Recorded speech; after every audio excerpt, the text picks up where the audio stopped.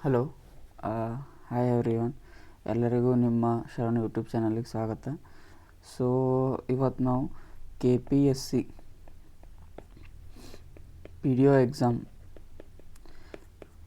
ಏನು 17 ತಾರೀಕು November 17ಕ್ಕೆ ನಡೆದಿತ್ತಲ್ಲ, so ಅದ್ರದ್ದು GK ಪಾರ್ಟ್ ಮೀನ್ಸ್ ಪೇಪರ್ ಒಂದು ಫುಲ್ ಅನಾಲಿಸಿಸ್ ಮಾಡೋಣ. Okay, with key answers. Government ಏನು ಪಬ್ಲಿಷ್ ಮಾಡೋದಲ್ಲ, ಕೀ ಆನ್ಸರ್ಸ್ ಅದ್ರ ಪ್ರಕಾರ ಫುಲ್ ಡೀಟೇಲ್ ಎಕ್ಸ್ಪ್ಲನೇಷನ್ ಕೊಡ್ತೀನಿ. ಓಕೆ,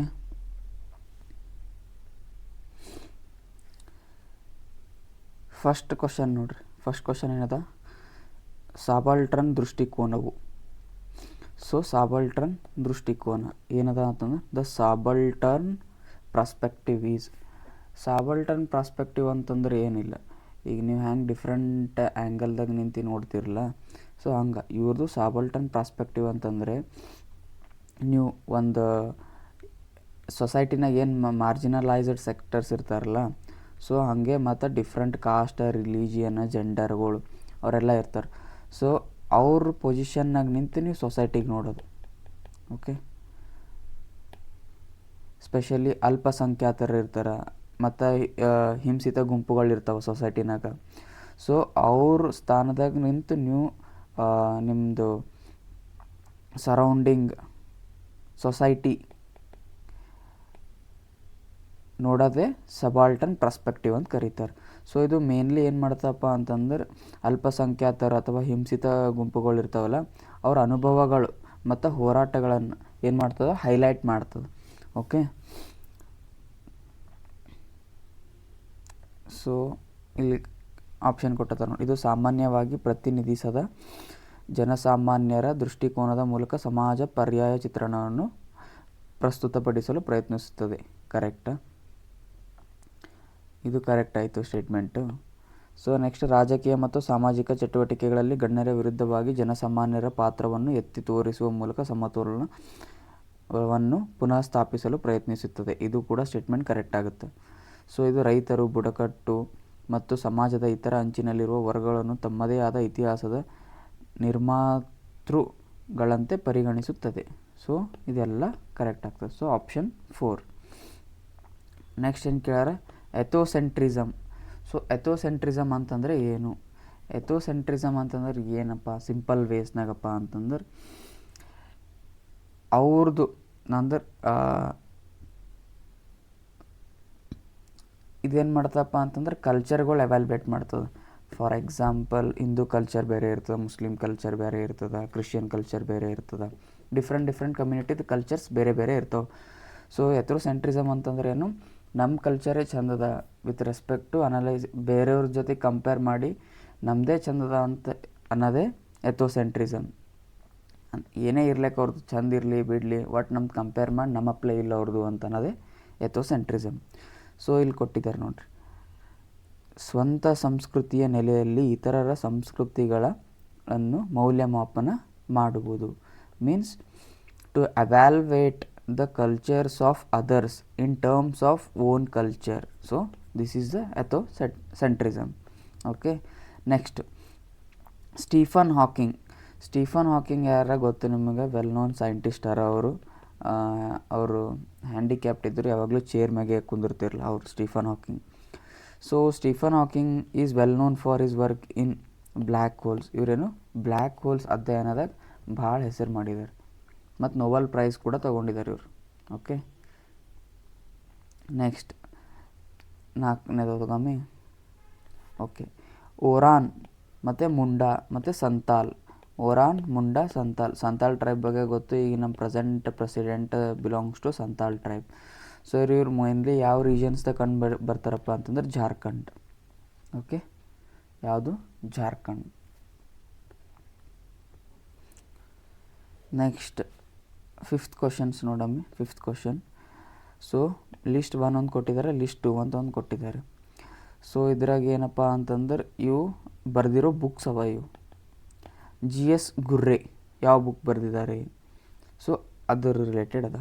ಸೊ GS ಗುರ್ರೆ ಅವ್ರು ಏನು ಬುಕ್ ಬರ್ದಾರಪ್ಪ ಅಂತಂದ್ರೆ cost and race in India.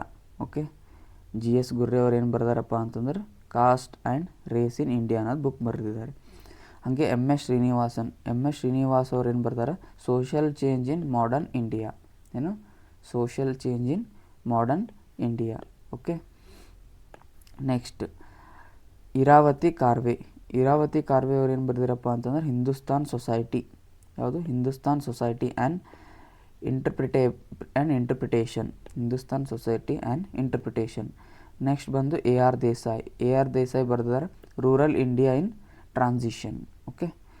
So ಇವು ಬುಕ್ಸ್ ಇದ್ದಾವೆ. ಇದೇನು ಅಂಥ ಪರಿ ರಿಪೀಟ್ ಆಗ್ತಂತ ಅನ್ಕೊಂಬಲ್ಲ. ಸೊ ಜಸ್ಟ್ ನೆನ್ಪಿಡ್ರಿ, ಅಂಥ ಪರಿ ಏನು ಇಂಪಾರ್ಟೆಂಟ್ ಅಲ್ಲಿದು. ನೆಕ್ಸ್ಟ್ ಇದು ಇಂಪಾರ್ಟೆಂಟ್ ಆಗುತ್ತೆ ನೋಡ್ರಿ. ಯಾಕಂತಂದ್ರೆ ಇದ್ರೊಳಗೆ ಪ್ರಾಮಿನೆಂಟ್ ಲೀಡರ್ಸ್ ಅರ. ಓಕೆ. ರಾಜಾರಾಮ್ ಮೋಹನ್ ರಾಯ್ ಅವ್ರು ಗೊತ್ತು. ಇವ್ರೇನು ಮಾಡ್ತಾರಪ್ಪ ಅಂತಂದ್ರೆ ಸತಿ ಸಹಗಮನ ಪದ್ಧತಿ ತೆಗಿತಾರೆ. ಸೊ ರಾಜಾರಾಮ್ ಮೋಹನ್ ರಾಯ್ ಏನು ಅಬಾಲಿಷ್ಡ್ ದ ಪ್ರಾಕ್ಟೀಸ್ ಆಫ್ ಸತಿ. ಓಕೆ. ನೆಕ್ಸ್ಟ್ ಬಂದ್ಬಿಟ್ಟು ಯಾವುದು? ಈಶ್ವರ್ ಚಂದ್ರ ವಿದ್ಯಾಸಾಗರ್. ಏನು 1ನೇದ್ದು 4 ಆಯಿತಾ. ನೆಕ್ಸ್ಟ್ ಬಂದು ಈಶ್ವರ್ ಚಂದ್ರ ವಿದ್ಯಾಸಾಗರ್ ಅವರು.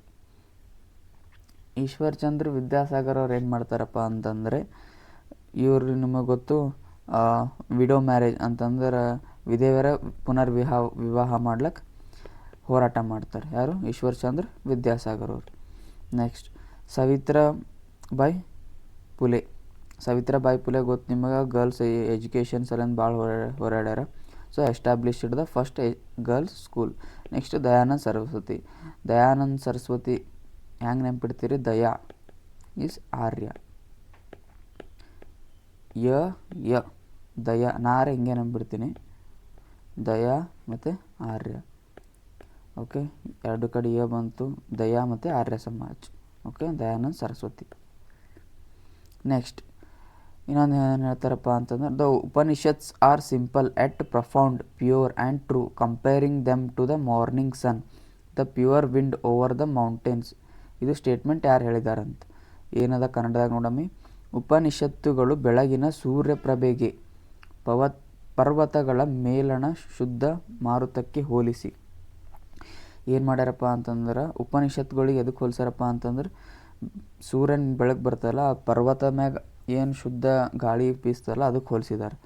ಸೊ ಅವು ಸರಳವೂ ಆದರೆ ಗಹನವೂ, ಪರಿಶುದ್ಧವೂ ಮತ್ತು ಸತ್ಯವೂ ಆಗಿದೆ. ಇದು ಯಾರು ಹೇಳ್ಯಾರಪ್ಪ ಅಂತಂದ್ರೆ, ಮ್ಯಾಕ್ಸ್ ಮುಲ್ಲರ್ ಹೇಳ್ಯಾರ. ಯಾರು? ಮ್ಯಾಕ್ಸ್ ಮುಲ್ಲರ್ ನೆಕ್ಸ್ಟ್ ಅವಿಭಕ್ತ ಕುಟುಂಬ, ಜಾತಿ ಮತ್ತು ಗ್ರಾಮ ಸಮುದಾಯಗಳು ಭಾರತದ ಗ್ರಾಮೀಣ ಸಮಾಜದ 3 ಆಧಾರ ಸ್ತಂಭಗಳಿವೆ. ಅಂತಂದ್ರೆ ಏನು ವಿಲೇಜ್ ಇರ್ತದಲ್ಲ ಅದ್ರ 3 ಆಧಾರ ಸ್ತಂಭಗಳು ಯಾವ್ಯಾವ ಹೇಳ್ತಾರ? ಒಂದು ಅವಿಭಕ್ತ ಕುಟುಂಬ, ಒಂದು ಜಾತಿ, ಇನ್ನೊಂದು ಗ್ರಾಮ ಸಮುದಾಯ. ಅವಿಭಕ್ತ ಕುಟುಂಬ ಅಂತಂದ್ರೇನು? ಜಾಯಿಂಟ್ ಫ್ಯಾಮಿಲಿ, ಒಂದು ಕಾಸ್ಟ್ ಮತ್ತು ವಿಲೇಜ್ ಕಮ್ಯುನಿಟಿ. ಇವು 3 ಪಿಲ್ಲರ್ಸ್ ಆಫ್ ರೂರಲ್ ಸೊಸೈಟಿ ಅಂತ ಯಾರು ಹೇಳಿದ್ದಾರೆ ಅಂತ ಕೇಳತ್ತಾರೆ. ಸೊ ಇದು ಯಾರು ಹೇಳಿದಾರಪ್ಪ ಅಂತಂದರೆ ಕೆ ಡೇವಿಸ್ ಅನ್ನೋರು. ಯಾರು? K Davis. ಇಂಥವೆಲ್ಲ ಹೆಚ್ಚಿಗೆ ರಿಪೀಟ್ ಆಗಲ್ಲ. ಸೊ ಸ್ಟೇಟ್ಮೆಂಟ್ ಇರ್ತಾವೆ. ಸೊ ಒನ್ ಟೈಮ್ ಕೇಳ್ರಿ. ಸೊ ಅಂಥ ಪರಿ ಏನು ಫೋಕಸ್ ಮಾಡಿ ಓದ್ಲಕ್ಕೆ ಹೋಗ್ಬೇಡ್ರಿ. ಬಿಕಾಸ್ ಇಂಥ ಟೈಪ್ ಕ್ವಶನ್ಸ್ ರಿಪೀಟ್ ಆಗಲ್ಲ. ಇಂಥವೆಲ್ಲ ರಿಪೀಟ್ ಆಗ್ತಾವೆ ಆಲ್ಮೋಸ್ಟ್. ಸೊ ಇವು ಬೇಕಂತ ನೀವು ಅಟೆಂಪ್ಟ್ ಮಾಡಬಾರ್ದಂತೆ ಕೊಟ್ಟಿರ್ತಾರೆ ಒಂದಿಷ್ಟು. Next match the following. ಪುರುಷಾಸ್ತ್ರಾಸ್ ಮತ್ತು ಆಶ್ರಮಾಸ್ ಮತ್ತು ವರ್ಣಾಸ್ ಮತ್ತು ವೇದಾಸ್. ಸೊ ಈಗಂದ್ರೆ ಏನು ಅಂತ ಕೇಳ್ಯಾರ. ಏನದ ಇಲ್ಲದ ನೋಡ್ರಿ. ಪುರುಷಾರ್ಥಗಳು, ಆಶ್ರಮಗಳು, ವರ್ಣಗಳು ಮತ್ತು ವೇದಗಳು. ಪುರುಷಾರ್ಥಗಳು ಅಂತಂದರೆ ಏನಪ್ಪ ಅಂತಂದರೆ ಪರ್ಪಸ್ ಆಫ್ ಲೈಫ್. ಏನು ಪುರುಷಾರ್ಥಗಳಂತಂದರೆ ಜೀವನದ ಉದ್ದೇಶಗಳು. ಪುರುಷಾರ್ಥಗಳಂತಂದ್ರೇನು? ಜೀವನದ ಉದ್ದೇಶ ಅಂತಂದ್ರೆ ಪರ್ಪಸ್ ಆಫ್ ಲೈಫ್. ನೆಕ್ಸ್ಟ್ ಆಶ್ರಮಗಳಪ್ಪ ಅಂತಂದರೆ ನಿಮಗೆ ಗೊತ್ತು, ವಿಶ್ರಾಂತಿಯ ತಾಣ. ಎಲ್ಲಿ ನಾವು ರೆಸ್ಟ್ ಮಾಡ್ತೀವಲ್ಲ, resting place is nothing but ಆಶ್ರಮಗಳು. ವರ್ಣಗಳಂದ್ರೆ ಗೊತ್ತು, ವರ್ಣಗಳು ಮೀನ್ಸ್ ಬಣ್ಣಗಳು. ವೇದಗಳು ಅಂತಂದ್ರೇನು? ಬುದ್ಧಿವಂತಿಕೆ, ಜ್ಞಾನ, ವಿಸ್ಡಮ್, ನಾಲೇಜ್, ಇದೆಲ್ಲ ಏನು ವೇದಗಳು. ಸೊ ಇದಕ್ಕೆ ಆಪ್ಷನ್ ಯಾವ್ದು ಕರೆಕ್ಟ್ ಆಗ್ತದೆ ನೋಡ್ರಿ. ಸೊ ಇದಕ್ಕೆ ಒಂದನೇದು 2 ಆಯಿತು, ಎರಡನೇದು 1 ಆಯಿತು, ಮೂರನೇದು 4 ಆಯಿತು, ನಾಲ್ಕನೇದು 3 ಆಯಿತು. So option 1 is correct. So ಇದು ಆಪ್ಷನ್ ಕೂಡ ಮಿಸ್ ಮಾಡಿದೆ, ಇದರೊಳಗೆ option 2 is correct. Okay, so ಇದು ಮ್ಯಾಕ್ಸ್ ಮುಲ್ಲರ್. ಸೊ ಇದು K Davis. Next, Anushilan Samiti and Yugantar were long lasting. So ಇವೆಲ್ಲ ಏನಪ್ಪ ಅಂತಂದ್ರೆ ಯುಗಾಂತರ ಮತ್ತು ಅನುಶೀಲನ ಸಮಿತಿ ಇವು ಏನು ರೆವಲ್ಯೂಷನರಿ ಸೊಸೈಟೀಸ್ ಇವೆಲ್ಲ. ಸೊ ಇವೆಲ್ಲ ಅಭಿಲಾಂತನ ಸಮಿತಿ 1902 ಬೆಂಗಾಲ್ನಾಗ ಎಸ್ಟಾಬ್ಲಿಷ್ ಆಗಿರ್ತದೆ. ಓಕೆ, ಏನು ಬೆಂಗಾಲ್ನಾಗ ಎಸ್ಟಾಬ್ಲಿಷ್ ಆಗಿರ್ತದೆ. ಓಕೆನಾ.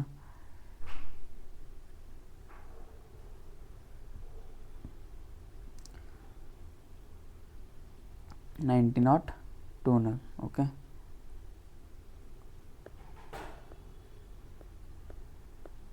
ನೆಕ್ಸ್ಟ್ 11ನೇದು ನೋಡಮ್ಮಿ. ಓಕೆ, ನೆಕ್ಸ್ಟ್ ಏನದಪ್ಪ ಅಂತಂದ್ರೆ ಕ್ರಾಂತಿಕಾರರಾದ ಅಶ್ಫುಲ್ಲಾ ಖಾನ್, ರಾಮ್ ಪ್ರಸಾದ್ ಬಿಸ್ಮಿಲ್, ರೋಷನ್ ಸಿಂಗ್ ಮತ್ತು ರಾಜೇಂದ್ರ ಲಹರಿ ಇವ್ರಿಗೆ ಯಾವ ಕಾರಣ ಗಲ್ಲಿಗೇರಿಸ್ತಾರಂತ ಅಂತಂದ್ರೆ ಏನು ರೆವಲ್ಯೂಷನರೀಸ್ ಇರ್ತಾರೆ ಇವರೆಲ್ಲ. ಯಾರು? ಅಶ್ಫುಲ್ಲಾ ಖಾನ್ ಮತ್ತು ರಾಮ್ ಪ್ರಸಾದ್ ಬಿಸ್ಮಿಲ್ಲ ಮತ್ತು ರೋಷನ್ ಸಿಂಗ್ ಹಾಗೆ ರಾಜೇಂದ್ರ ಲಹರಿ. ಇವ್ರಿಗೆ ಎದಕ್ಕೆ ಗಲ್ಲಿಗೇರಿಸ್ತಾರಪ್ಪ ಅಂತಂದ್ರೆ ಇವ್ರು ಏನು ಮಾಡಿರ್ತಾರೆ, ಕಾಕೋರಿ ಇನ್ಸಿಡೆಂಟ್ ಗೊತ್ತಲ್ಲ, ಕಾಕೋರಿ.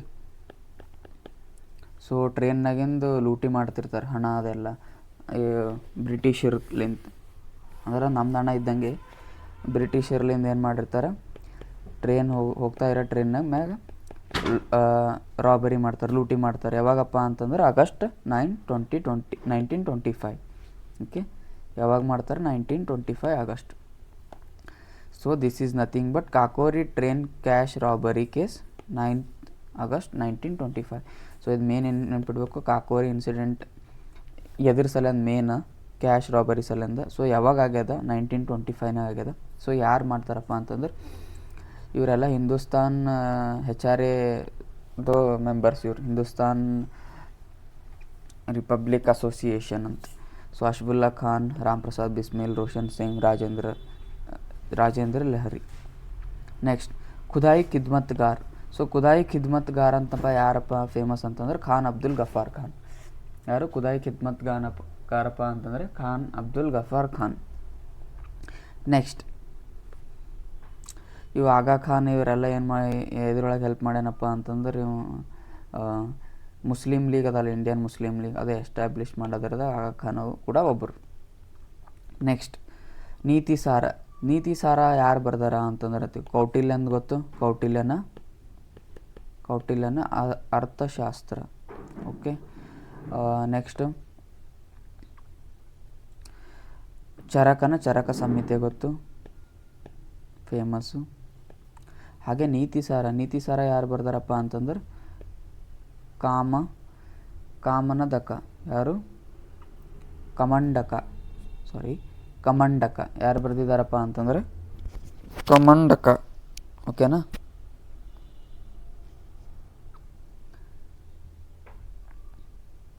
ನೆಕ್ಸ್ಟ್ 14ನೇದು, the only Vakataka king with the imperial title of Samrat ಅಂತಂದರೆ ವಾಟಕದ ಕಿಂಗ್ ಯಾರಿಗೆ ಏನು ಕೊಟ್ಟಿದ್ದಾರೆ ಟೈಟಲ? ಸಾಮ್ರಾಟ್ ಅಂತ ಕೊಟ್ಟಿದ್ದಾರೆ ಅಂತ ಕೇಳತ್ತಾರೆ ಇವರು. ಸೊ ಯಾರಿಗೆ ಕೊಟ್ಟಿರ್ತಾರಪ್ಪ ಈ ಟೈಟಲಪ್ಪ ಅಂತಂದ್ರೆ ಪ್ರವರಸೇನ 1. ಯಾರು? ಪ್ರವರಸೇನ 1. ಯಾರು? ಪ್ರವರಸೇನ 1. ಇವ ಸಾಮ್ರಾಟ ಅಂತ ಕರೆದುಕೊಂಡಿರುವ ವಾಟಕದ ಏಕೈಕ ರಾಜ. ಯಾರು? ಪ್ರವರಸೇನ 1. ಓಕೆ. ಸೊ ನೆಕ್ಸ್ಟ್, ಇದು ವಾಟಕ ಕಿಂಗ್ಡಮ್ ಯಾವಾಗ ಬರ್ತಪ್ಪ ಅಂತಂದ್ರೆ ವಾಟಕ ಕಿಂಗ್ಡಮ್ ಡ್ಯೂರಿಂಗ್ 4th century. ಇವ್ರು ಎಲ್ಲಿ ಮೋಸ್ಟ್ ಆ್ಯಕ್ಟಿವ್ ಇರ್ತಾರಪ್ಪ ಅಂತಂದ್ರೆ ಡೆಕ್ಕನ್ ಪಾರ್ಟ್ನಾಗ. ಓಕೆ. ಸೊ ಇದ್ರ ಇವಂದು ಏನಪ್ಪ ಅಂತಂದ್ರೆ ಪ್ರವಾಸನ ಅವ್ರು ಏನು ಮಾಡ್ತಾರಪ್ಪ ಅಂತಂದ್ರೆ ಪ್ರವಾಸನ 1. ಸೊ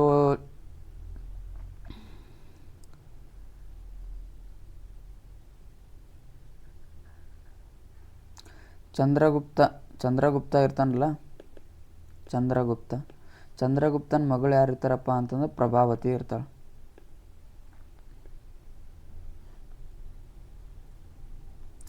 ಸೊ ಈಗ ಏನು ಮಾಡ್ತಾನಪ್ಪ ಅಂತಂದ್ರೆ ವಾಟಕ ಕಿಂಗಿಗೆ ಮದಿ ಮಾಡಿ ಕೊಡ್ತಾನೆ.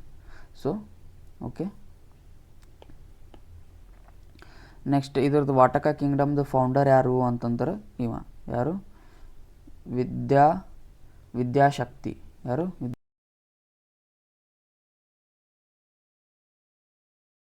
15th question. Which of the following inscriptions of the time of Chandragupta II mentions the Panch Mandali, which may have been a corporate village body? ಓಕೆನಾ.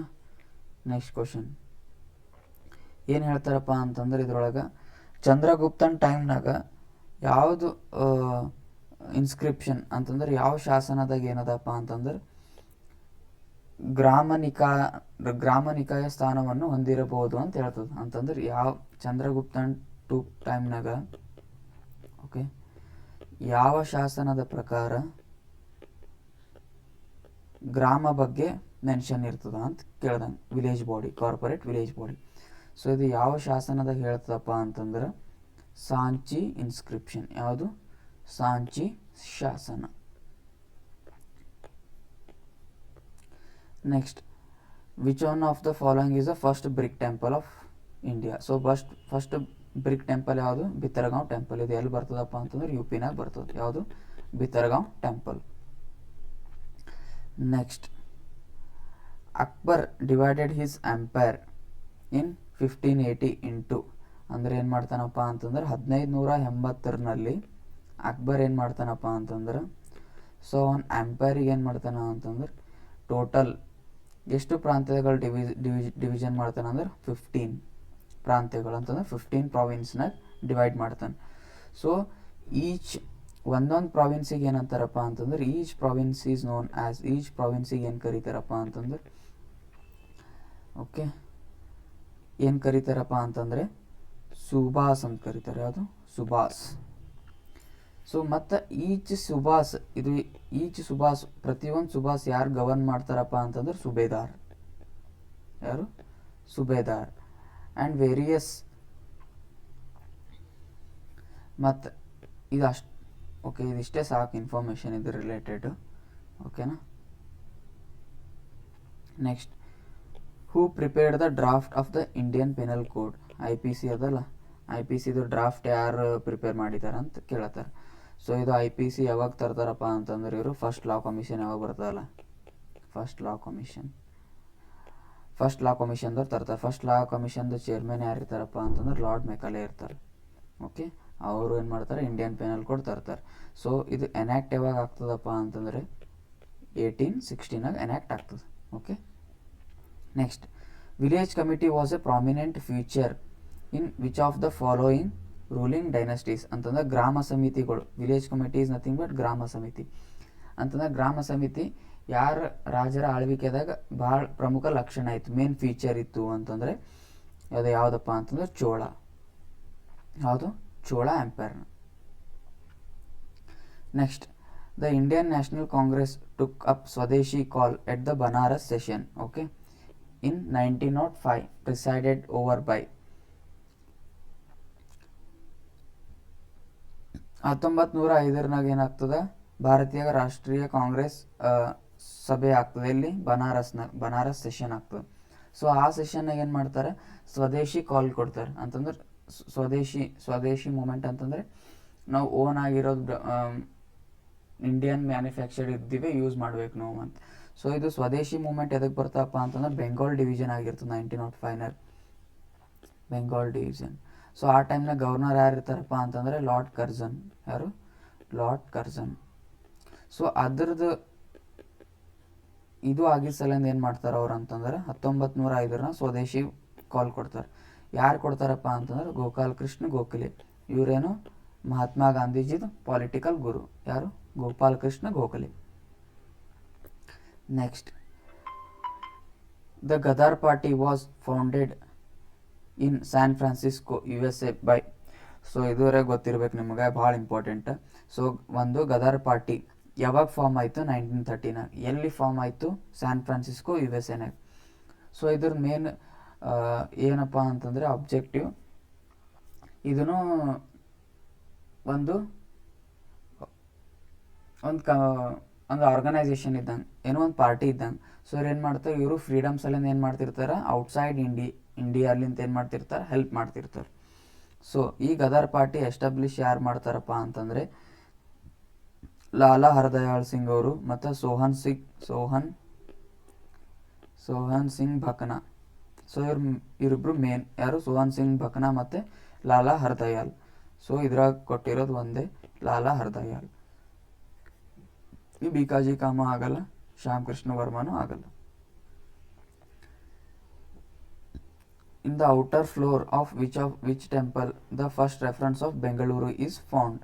ಏನು ಕೊಟ್ಟಿದ್ದಾರೆ ನೋಡಿ, ಬೆಂಗಳೂರು ಹೆಸರಿನ ಪ್ರಥಮ ಉಲ್ಲೇಖ ಇರುವ ಶಾಸನ ಯಾವ ದೇವಾಲಯದ ಹೊರ, ಅಂದ್ರೆ ಬೆಂಗಳೂರು ಹೆಸರು ಯಾವುದು ಶಾಸನದಾಗ, ಯಾವ ಶಾಸನದಾಗ ಅದ ಅದು ಯಾವ ದೇವಾಲಯನಾಗದ ಅಂತ ಕೇಳತ್ತಾರೆ. ಸೊ ಬೆಂಗಳೂರು ಹೆಸರಿನಿರುವ ಶಾಸನ ಯಾವ ದೇವಾಲಯದಾಗ ಸಿಕ್ಕ್ಯದಪ್ಪ, ಯಾವ ಟೆಂಪಲ್ನಾಗ ಸಿಕ್ಕ್ಯದಪ್ಪ ಅಂತಂದ್ರೆ ನಮಗೆ ವೇಣುಗೋಪಾಲಸ್ವಾಮಿ ದೇವಾಲಯ. ಯಾವುದು, Venugopalaswamy temple. Next, which of the following is correctly matched. ಯಾವುದೇ ಕ್ವಶನ್ ಓದಲಿ ಫಸ್ಟ್ ಏನು ಮಾಡ್ಬೇಕು ನೀವು, ಫಸ್ಟ್ ಕರೆಕ್ಟ್ಲಿ ಕೇಳ್ಯಾರ ಇನ್ಕರೆಕ್ಟ್ಲಿ ಕೇಳ್ಯಾರ ಅದು ರೌಂಡ್ ಮಾಡ್ಕೋಬೇಕು ನೀವು ಯಾವಾಗಲೂ. ಓಕೆ, ಸೊ ಇಲ್ಲಿ ಏನು ಕೇಳಿದಾರೆ, ಕರೆಕ್ಟ್ಲಿ ಅಂತ ಕೇಳಿದ್ದಾರೆ. ಓಕೆ, ಸೊ ಇದ್ರೊಳಗೆ ಕರೆಕ್ಟ್ ಯಾವ್ದ ಅಂತ ನೋಡ್ಬೇಕು. ಫಸ್ಟ್ ಏನು ಕೇಳ್ಯಾರ, ರಿಪಬ್ಲಿಕ್ ಅಂತಂದ್ರೆ ಗೊತ್ತು, ನಮ್ಮದು ಹೆಡ್ ಆಫ್ ಸ್ಟೇಟ್ ಏನಿರ್ತಾರಪ್ಪ ಅಂತಂದ್ರೆ ಪ್ರೆಸಿಡೆಂಟ್. Head of president. ಈಗ ನಿಮಗೆ ಹೆಡ್ ಆಫ್ ಗೌರ್ಮೆಂಟ್ ಅಂದ್ರೆ ತಿಕ್ಕೋ, ಅದು ಅವಾಗ ಆಗ್ತದೆ ಪ್ರೈಮ್ ಮಿನಿಸ್ಟರ್. ಓಕೆ, ಇದು ನೆನಪಿರ್ಬೇಕು, head of state head of government. So head of state is ಏನು ಮಾಡ್ತಾರೆ, ನಮ್ಮಲ್ಲಿ ಆಯ್ಕೆ ಆಗ್ತಾರೆ ಚುನಾವಣೆಯಲ್ಲಿಂತ. ಸೊ ಡೈರೆಕ್ಟ್ ಹೆರಿಟಿ ಮೊನಾರ್ಕ್ ಇರಲ್ಲ. ಸೊ ಇದು ಸ್ಟೇಟ್ಮೆಂಟ್ ತಪ್ಪಾಗ್ತದೆ. ನೆಕ್ಸ್ಟ್, ಸೋವರೈನ್ ಅಪ್ಪ ಅಂತಂದ್ರೆ constitution rests on people's will. So ಹಂಗೇನಿಲ್ಲ, ಕಾನ್ಸ್ಟಿಟ್ಯೂಷನ್ ನಮ್ಮ ಪೀಪಲ್ ಮ್ಯಾಗ ಇಲ್ಲ. ಸೋವರೈನ್ ಅಪ್ಪ ಅಂತಂದ್ರೆ ನಾವು ಯಾವುದೇ ನಮ್ಮ ಕಂಟ್ರಿ ಏನದಲ್ಲ, ಯಾವುದೇ ಹೊರಗಡೆಯಿಂದ ಕಂಟ್ರಿ ಅಂದ್ರೆ ಸಾರ್ವಭೌಮತ್ವ ಅಂತಾರೆ. ಯಾವುದು, ಸಾರ್ವಭೌಮತ್ವ ಅಂತಂದರೆ ನಾವು ಯಾವುದೇ ಕಂಟ್ರಿ ಮೇಲೆ ಡಿಪೆಂಡ್ ಇಲ್ಲ, ಅವು ಡಿಸಿಷನ್ಸ್ ಮ್ಯಾಗ ನಾವು ಅಂದ್ರೆ ನಾವು ಓನ್ ಫ್ರೀ ಇದ್ದೆವು ನಾವು ಅಂತಲ್ಲಕ್ಕೇನು ಸೋವರೈನ್ ಅಂತಾರೆ. ಅಂದ್ರೆ ಯಾರು ನಮ್ಮ ಮ್ಯಾಗ ಫೋರ್ಸ್ ಮಾಡಪ್ಲೇ ಇಲ್ಲ. ಸೊ ಅದು ಆ ಥರ ಸೋವರೈನ್. ಡೆಮೋಕ್ರೆಟಿಕ್ ಅಪ್ಪ ಅಂತಂದ್ರೆ, ಸೊ ಇಲ್ಲಿ ಏನಾಗ್ತದೆ, ಡೆಮೋಕ್ರೆಟಿಕ್ ಮೀನ್ಸ್ ಕನ್ನಡದಾಗ ನೋಡ್ರಿ ಇಲ್ಲಿ ಪ್ರಜಾಸತ್ತಾತ್ಮಕ. ಸೊ ಅಂತಂದ್ರೆ ಏನಾಗ್ತದೆ, ಇಲ್ಲಿ ಏನು ಕೊಟ್ಟಿದ್ದಾರೆ, ಇಂಗ್ಲೀಷ್ದಾಗ ನೋಡ್ರಿ, constitution does not recognise it legal supremacy of another country. Democratic ಅಪ್ಪ ಅಂತಂದ್ರೆ ಏನು, ನಮ್ಮಲ್ಲಿ ಚುನಾವಣೆಗಳೇನಾಗ್ತವೆ ಡೆಮೋಕ್ರಾಟಿಕ್ ವೇನಾಗ ಆಗ್ತವೆ, ಡೆಮೋಕ್ರಸಿನಾಗ ವೇನಾಗ ಆಗ್ತವೆ. ಸೊ ಇದು ತಪ್ಪಾಗ್ತವೆ ಸ್ಟೇಟ್ಮೆಂಟ್ ಅದ್ರ ಸಲ.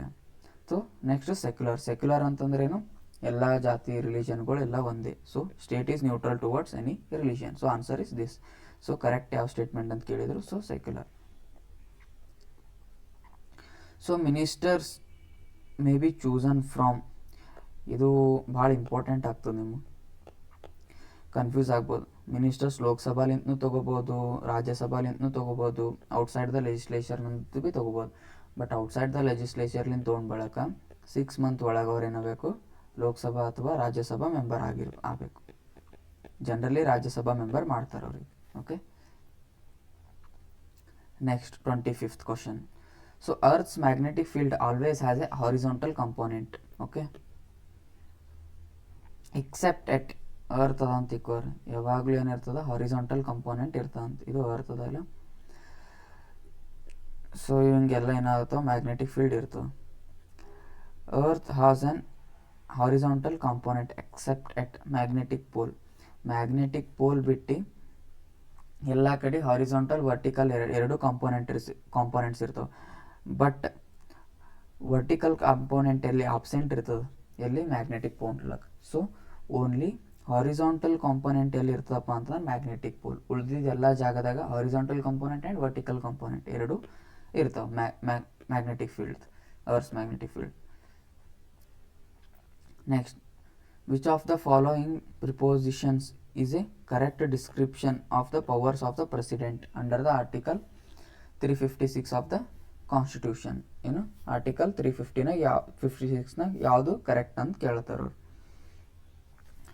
ಸೊ ಇದು ನೋಡ್ರಿ, if the chief minister in spite commanding the confidence of the legislative assembly cannot lead government in accordance with the constitution, president can proclaim emergency. No, ಇದು ತಪ್ಪಾಗ್ತದ. Next, if the law and order in the state completely breaks down in the president can proclaim emergency. So article 350 ಪ್ರಕಾರ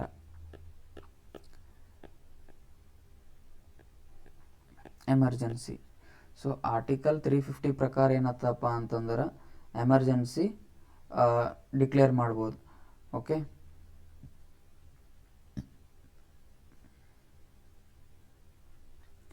so total ನಮಗೆ ಏನು ನೆನಪಿರ್ಬೇಕಪ್ಪ ಅಂತಂದ್ರೆ emergency total 3 type of emergency ಇರ್ತವೆ. ಯಾವುದು?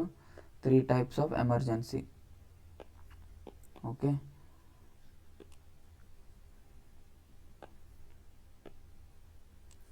So generally ನಮಗೆ ಗೊತ್ತು 3 ಟೈಪ್ಸ್ ಆಫ್ ಎಮರ್ಜೆನ್ಸಿ ಇರ್ತವೆ ನಮ್ಮ ಇಂಡಿಯನ್ ಕಾನ್ಸ್ಟಿಟ್ಯೂಷನ್ನಾಗ.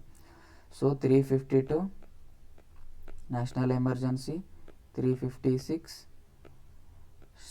ಸ್ಟೇಟ್ ಎಮರ್ಜೆನ್ಸಿ ಅಥವಾ ಪ್ರೆಸಿಡೆಂಟ್ಸ್ ರೂಲ್ ಅಂತ ಕರೀತಾರೆ,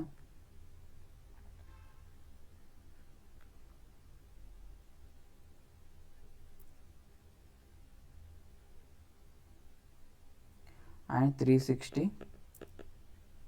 ಫೈನಾನ್ಷಿಯಲ್ ಎಮರ್ಜೆನ್ಸಿ. ಓಕೆ, ಇವು 3 ಭಾಳ ಇಂಪಾರ್ಟೆಂಟ್, ಇವು ಇಡಲೇಬೇಕು ನೀವು. ಓಕೆ,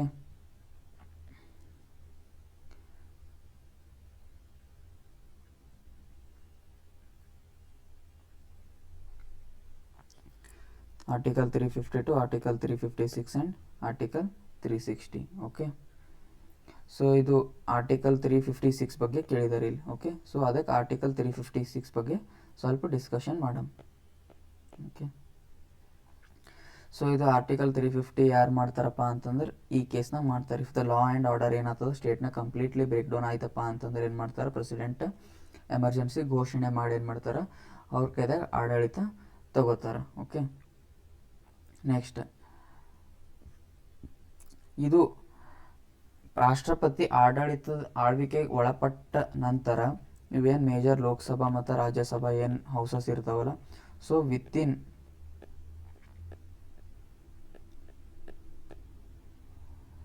2 ಮಂತ್ಸ್ನಾಗ ಏನು ಮಾಡಬೇಕಪ್ಪ ಅಂತಂದ್ರೆ ಅವರು ಪಾಸ್ ಮಾಡಬೇಕು. ಅಂತಂದ್ರೆ ಪ್ರೊಕ್ಲಮೇಷನ್ ಏನು ಮಾಡಬೇಕು, ಇವ್ರು ಅಪ್ರೂವ್ ಮಾಡಬೇಕಿದು. ಇವ್ರು ಏನು ಪ್ರೊಕ್ಲಮೇಷನ್ ಹಾಕಿರ್ತಾರಲ್ಲ ಎಮರ್ಜೆನ್ಸಿದು, ಸೊ ಎರಡು ತಿಂಗಳ ಒಳಗಾಗಿ ಲೋಕಸಭಾ ಮತ್ತು ರಾಜ್ಯಸಭಾ ಎರಡೂ ಹೌಸ್ಗಳು ಏನು ಮಾಡಬೇಕು, ಅದಕ್ಕೆ ಅನುಮತಿ ಕೊಡಬೇಕು. ಇಫ್ ಅನುಮತಿ ಕೊಡಲಿಲ್ಲಪ್ಪ ಅಂತ ತಿಕ್ಕೋರಿ, 2 ತಿಂಗಳಾದ ಬಳಕ ಏನಾಗ್ತದೆ, ಅದು ನಲ್ ಆ್ಯಂಡ್ ವಾಯ್ಡ್ ಆಯ್ತದೆ. ಅಂತಂದ್ರೆ 2 ತಿಂಗಳಾದ ಬಳಕ ಮತ್ತೆ ಕಂಟಿನ್ಯೂ ಮಾಡ್ಲಿಕ್ಕೆ ಬರಲ್ಲ. ಸೊ ಇಫ್ ಏನರೇ ಅಪ್ರೂವ್ ಮಾಡೋರು ಅಂತಂತ ತಿಕ್ಕೋರಿ, ಎಷ್ಟು ತಿಂಗಳ 6 ಮಂತ್ಸ್ ತನಕ ಎಕ್ಸ್ಟೆಂಡ್ ಆಗ್ತದೆ. 6 ಮಂತ್ ತನಕ ಹಾಗೆ ಎಷ್ಟು ಟೈಮ್ ಎಕ್ಸ್ಟೆಂಡ್ ಆಗ್ಬೋದು, 6 ಮಂತ್ ಅಪ್ಪ ಅಂತಂದರೆ ಮ್ಯಾಕ್ಸಿಮಮ್ 3 ಇಯರ್ಸ್. ಎಷ್ಟು? ಮ್ಯಾಕ್ಸಿಮಮ್ 3 ಇಯರ್ಸ್ ತನಕ ಅಷ್ಟೇ ಎಕ್ಸ್ಟೆಂಡ್ ಆಗ್ಬೋದು. ಓಕೆ, ಸೊ ಇಷ್ಟೆಲ್ಲ ಇದ್ರದ್ದು ಇಂಪಾರ್ಟೆಂಟ್. ಓಕೆನಾ? ನೆಕ್ಸ್ಟ್ ಇದು ಅಪ್ಲೈ ಆದ ಬಳಿಕ ಏನು ಇಂಪ್ಯಾಕ್ಟ್ ಆಗ್ತದೆ ನಮ್ಮ ಸ್ಟೇಟ್ ಲೆಜಿಸ್ಲೇಚರ್ ಮ್ಯಾಗಪ್ಪ ಅಂತಂದ್ರೆ, ಸ್ಟೇಟ್ ಲೆಜಿಸ್ಲೇಚರ್ ಏನಾಗ್ಬೋದು, ಒಂದು ಡಿಸಾಲ್ವ್ ಅವರೇ ಆಗ್ಬೋದು ಅಥವಾ ಸಸ್ಪೆಂಡ್ರೇ ಆಗ್ಬೋದು. ಓಕೆ, ಇಷ್ಟು ಸಾಕಿದ್ರ ಬಗ್ಗೆ. Okay, article 356. ಸೊ ಮೇನ್ ನೆನ್ಪಿಡ್ಬೇಕಾಗಿದೆ ಆರ್ಟಿಕಲ್ 350ನಾಗ ಒಂದು ಟೈಮ್ ಅನುಮೋದನೆ ಆಯ್ತಪ್ಪ ಅಂದ್ರೆ ಲೋಕಸಭಾ ಮತ್ತು ರಾಜ್ಯಸಭಾ 2 ತಿಂಗಳ ಒಳಗಾಗಿ ಅನುಮೋದನೆ ಕೊಡಬೇಕು. ಕೊಡಲಿಲ್ಲಪ್ಪ ಅಂತಂದ್ರೆ 2 ತಿಂಗಳಾದ ಬಳಿಕ ಅದು ಕಂಟಿನ್ಯೂ ಆಗಲ್ಲ. ಅನುಮೋದನೆ ಕೊಟ್ಟರಪ್ಪ ಅಂತಂದ್ರೆ 6 ಮಂತ್ಸ್ ಮ್ಯಾಕ್ಸಿಮಮ್ 3 ಇಯರ್ಸ್ ತನಕ ಕ್ಯಾರಿ ಫಾರ್ವರ್ಡ್ ಮಾಡ್ಬೋದು. Next 27th. Okay, the position of the legislative council is inferior to that of legislative assembly. Okay, so next ಏನು ಕೊಟ್ಟಿದ್ದಾರಪ್ಪ ಅಂತಂದ್ರೆ, the very existence of council depends upon the will of the assembly. Reason. Next, reason 2, a bill originating in the council can be forward put to an end by the assembly rejecting it. Reason 3 ಏನು 1/6 of the council members are nominated by the governors. Okay, ಇವು ಮೂರು statement ಕೊಟ್ಟಿದ್ದಾರೆ. ಕನ್ನಡದಾಗ ನೋಡಮ್ಮಿ. So ವಿಧಾನ ಪರಿಷತ್ತಿನ ಸ್ಥಾನವು ವಿಧಾನಸಭೆಗಿಂತ ಕೆಳದಾಗಿದೆ ಅಂತ. Okay, ಹೌದು, ವಿಧಾನಸಭೆ ಏನು ಇರ್ತದೆ, ಹೈಯರ್ ಪೊಸಿಷನ್ಸ್ದಾಗ ಇರ್ತದೆ ವೆನ್ ಕಂಪೇರ್ಡ್ ಟು ವಿಧಾನ ಪರಿಷತ್. ಓಕೆ, ವಿಧಾನ ಪರಿಷತ್ಗಿಂತಲೂ ವಿಧಾನಸಭೆಗಿಂತ ಕೆಳಗಾಗಿರ್ತದೆ. ಸೊ ಇದು ಪ್ರತಿಪಾದನೆ, ಅಸರ್ಷನ್ ಇಸ್ ಕರೆಕ್ಟ್.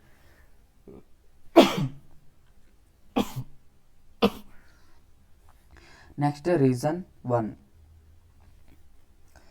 ರೀಸನ್ 1 ಏನು ಹೇಳ್ತಾರಪ್ಪ ಅಂತಂದ್ರೆ, ಪರಿಷತ್ತಿನ ಅಸ್ತಿತ್ವವೇ ವಿಧಾನಸಭೆಯ ಅಪೇಕ್ಷಣೆಯನ್ನು ಅವಲಂಬಿಸಿದೆ. ಅಂತಂದ್ರೇನು, existence of council depends on the will of the assembly. ಹೌದು, ಅಸೆಂಬ್ಲಿ ಬೇಕಪ್ಪ ಅಂತಂದ್ರೆ ಕೌನ್ಸಿಲ್ ಇಟ್ಕೋಬೋದು, ಇಲ್ಲ ಅಂತಂದರೆ ಇರ್ಲಾರ್ದೇನೂ ಇರ್ಬೋದು. ಯಾಕಂದ್ರೆ ಇಂಡಿಯಾನಾಗ ಇರೋದೇ ಓನ್ಲಿ 6 ಸ್ಟೇಟ್ಸ್ನಾಗ ಲೆಜಿಸ್ಲೇಟಿವ್ ಕೌನ್ಸಿಲ್ ಅದ.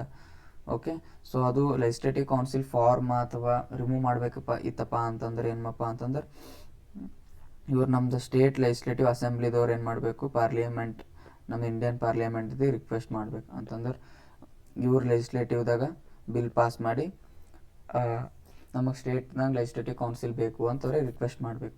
ಸೊ ಅದು ಆದ ಬಳಿಕ ಈ ಇಂಡಿಯನ್ ಪಾರ್ಲಿಮೆಂಟ್ದಾಗ ಏನಿರ್ತದೆ, ಸಿಂಪಲ್ ಮೆಜಾರಿಟಿ ಲಿಂತ ಏನಾಗ್ತದೆ, ಎಸ್ ಬೇಕೋ ಬೇಡೋ ಅಂತ ಡಿಸೈಡ್ ಮಾಡ್ತಾರೆ. ಓಕೆ, ಸೊ ಅದ್ರ ಸಲಂದ ಇದು ರೀಸನ್ ಕರೆಕ್ಟ್ ಆಗ್ತದೆ. ನೆಕ್ಸ್ಟ್, ಮೂಲತಃ ಪರಿಷತ್ತಿನಲ್ಲಿ ಮಂಡನೆಯಾಗಿರುವ ಒಂದು ವಿಧೇಯಕವನ್ನು ವಿಧಾನಸಭೆಯು ತಿರಸ್ಕರಿಸಿದ ಕೂಡಲೇ ಅದು ಅಲ್ಲಿಗೆ ಕೊನೆಯಾಗುತ್ತದೆ. ಅಂದ್ರೇನು, a bill which is originating in the council can forthwith put to an end by the assembly rejecting it. ಹೌದು,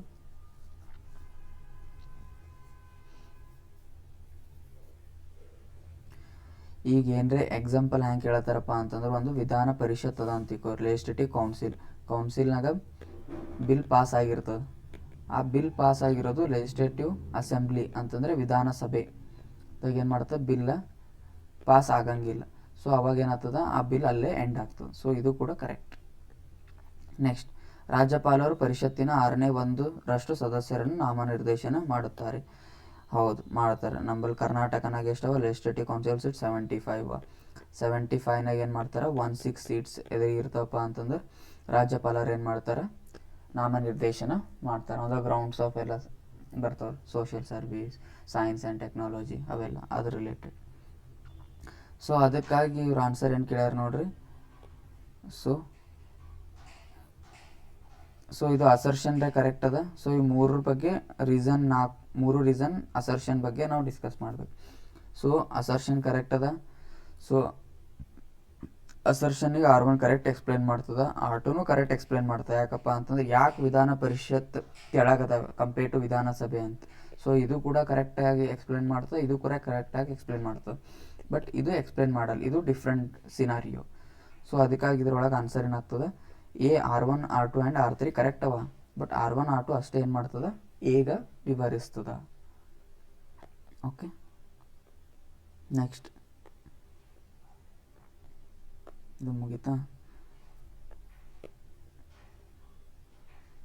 read the statements regarding the preamble of the constitution and identify ones that are accurate by using the provided quotes.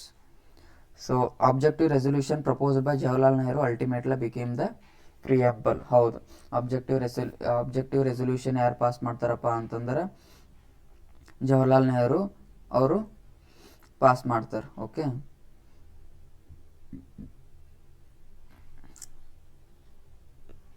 Next, it is not justiciable in nature. Objective resolution ಅಂತಂದ್ರೆ ಏನಿಲ್ಲ, ಯಾವುದು preamble. Later on became the preamble. ಹೌದು,